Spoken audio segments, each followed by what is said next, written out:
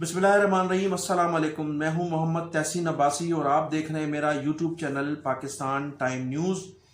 नाज़रीन, आज एक मरतबा फिर पाकिस्तान पीपल्स पार्टी के चेयरमैन बिलावल भुट्टो जरदारी साहब ने लिविंग प्लेइंग फील्ड न मिलने की शिकायत की है और उन्होंने कहा है कि अगर उन्हें लिविंग प्लेइंग फील्ड न मिली तो फिर वो आसिफ अली जरदारी साहब से दरख्वास्त करेंगे कि उनके बंद हाथ खोल दिए जाएं ताकि उन्हें जो दीवार से लगाने की कोशिश की जा रही है उन ताकतों से वो मुकाबला कर सकें।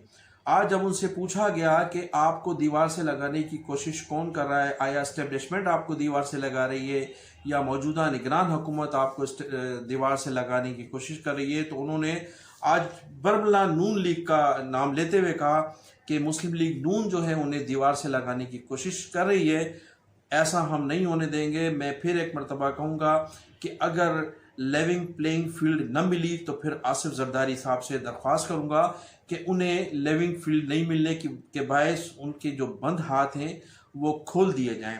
उन्होंने एक मरतबा फिर वज़ीर आला पंजाब से भी शिकायत की है।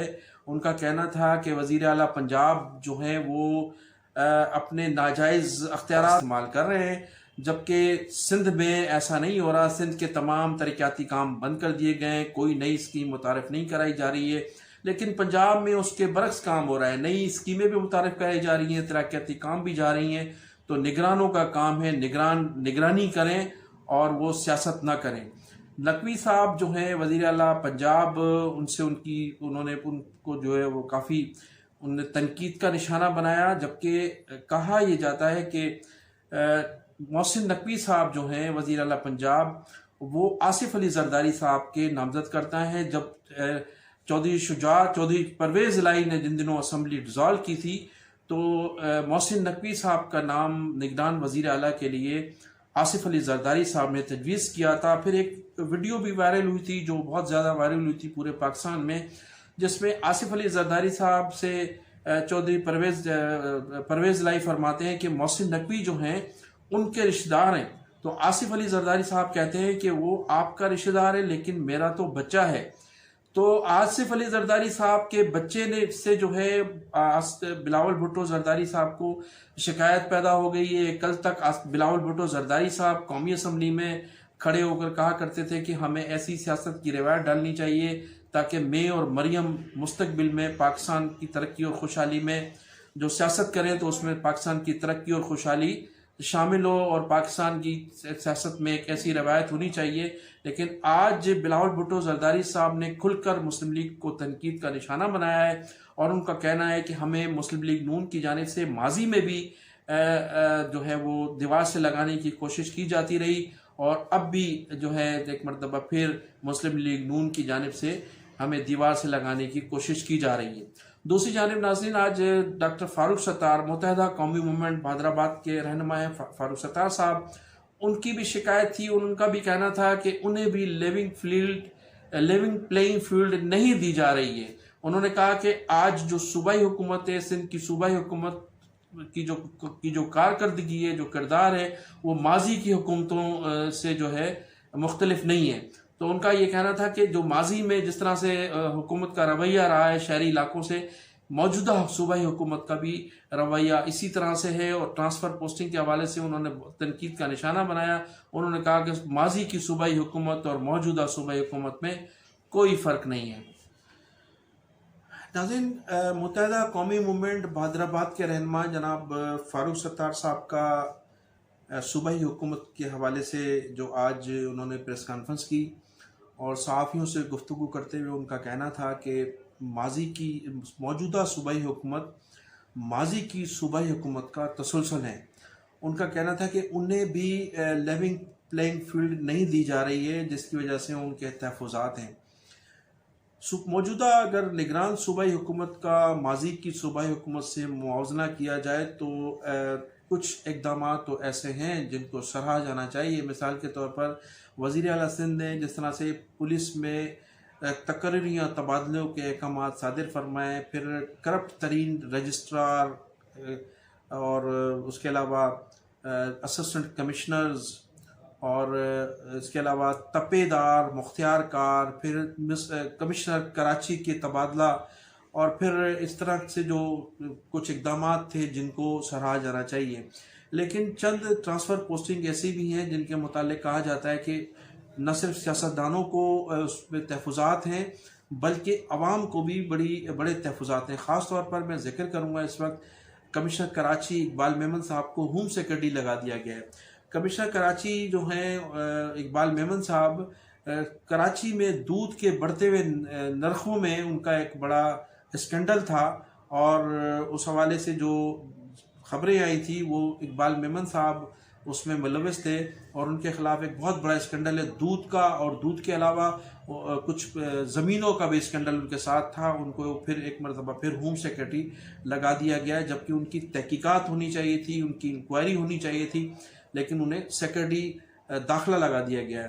پھر میں بات کروں گا نجم شاہ صاحب کا. نجم شاہ جو سیکرٹری بلدیات تھے, ایڈیشنل چیف سیکرٹری تھے, وہ بھی ان کی ناک کے نیچے اربوں اور کھربوں روپے کی کرپشن ہوتی رہی سندھ بلڈنگ کنٹرول اتھارٹی میں, ایل ڈی اے میں, کے ڈی اے میں, ایم ڈی اے میں, لیکن وہ خاموش تماشائی بنے رہے.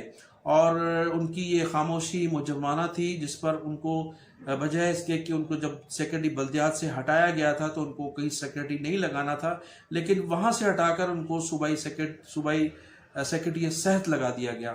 پھر Ishaq Khuhro Sindh building control authority کے جو ڈی جی تھے اسحاق کھوڑو صاحب, جنہوں نے پٹا سسٹم کے تحت اربوں روپے کی کرپشن کی تھی اور کراچی کے نقشے کو تبدیل کرنے میں ان کا ایک بڑا اہم کردار تھا. جو غیر قانونی تعمیرات تھی ان کے ناک کے نیچے ہوتی رہی, اس کو ایک مرتبہ پھر سندھ بلڈنگ کنٹرول اتھارٹی کا ڈی جی لگا دیا گیا ہے. اس طرح سے بہت سے متعدد ایسے افسران ماضی میں جن کے کرپشن کے بے پناہ ریکارڈ ہیں ان کو دوبارہ لگایا جا رہا ہے, جس کی وجہ سے نہ صرف ان سیاستدانوں کو جو ماضی کی صوبائی حکومتوں میں شامل نہیں تھے ان سیاستدانوں کو تحفظات بھی ہے اور پھر عوام میں بھی سخت تحفظات پایا جاتا ہے. ناظرین, آخر میں ذکر کروں گا میں وزیر اعلیٰ سندھ سید مراد علی شاہ صاحب جن کے خلاف مبینہ کرپشن کے حوالے سے گہرا تنگ کیا جا رہا ہے اور ان کے کئی ساتھیوں کے نام جو ہیں اسٹاپ لسٹ میں ڈال دیے گئے ہیں.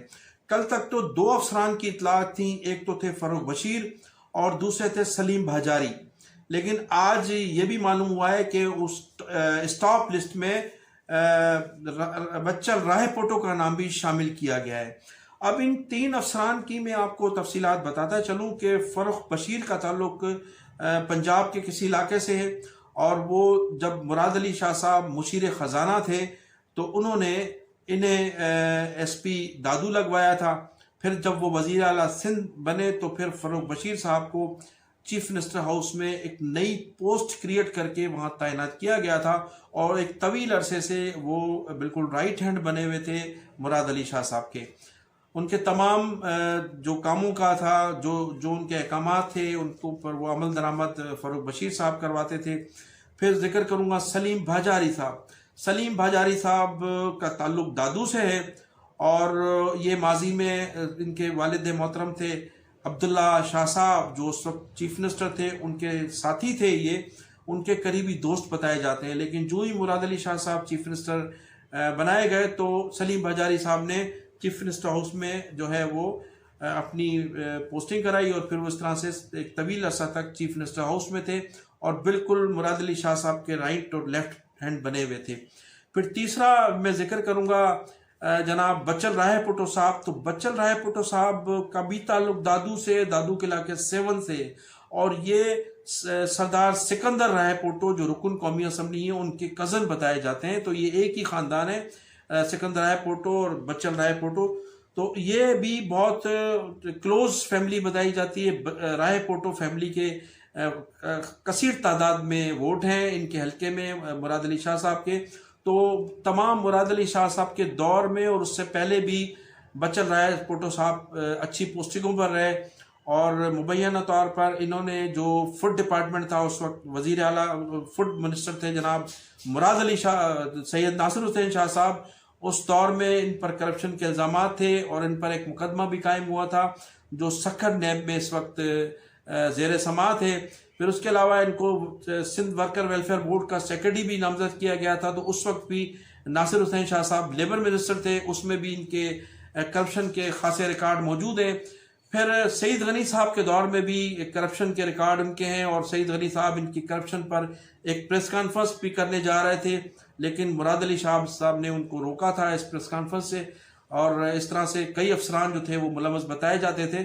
تو کافی جو ہے وہ کرپشن کے ریکارڈ ہیں بچن رائے بھٹو صاحب کے، اور لیبر ڈپارٹمنٹ، فوڈ ڈپارٹمنٹ میں جو انہوں نے کرپشن کی اس کے حوالے سے میں آپ کو الگ بلاگ کروں گا اور تمام تفصیلات سے آگاہ کروں گا آپ کو۔ تو اس وقت تک مراد علی شاہ صاحب کے لیے جو 3 افسران کے ٹاپ لسٹ میں نام ڈالے گئے ہیں، اور امکان یہی ہے کہ ان کو کسی بھی وقت بھی گرفتار کیا جا سکتا ہے۔ ان کی گرفتاری کے بعد سید مراد علی شاہ کی گرفتاری کے متعلق بھی کہا جاتا ہے کہ وہ بھی فی الفور گرفتار کر لیے جائیں گے۔ تو میں ناظرین انہی الفاظ کے ساتھ آپ سے اجازت چاہوں گا کہ آپ میرے چینل کو سبسکرائب بھی کیجیے گا، اور کمنٹ سیکشن میں جا کر اپنی قیمتی رائے کا اظہار ضرور کیجیے گا۔ پاکستان زندہ باد۔